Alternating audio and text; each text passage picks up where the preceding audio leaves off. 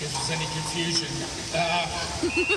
We want to talk a little bit about healthcare, but I also want to talk a little bit about Mr. Ford's policies. These are policies that are driven by ideology, not policies driven by plans. There's no planning here.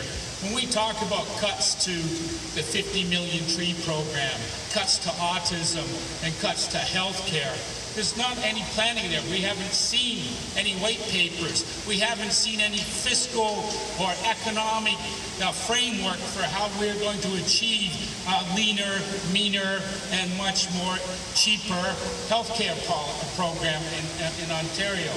And so the reality is that what we've got right now is Ford's administration talking about a debt and a deficit and using that as the club to beat us over the head with. Yeah. And we know that these deficits and debts didn't just appear yesterday. This is something that's developed over many decades. And for us to drive our so-called deficit from $15 billion, and we know it's not that, that's not an accurate number, down by $5 billion inside 2 years is unconscionable.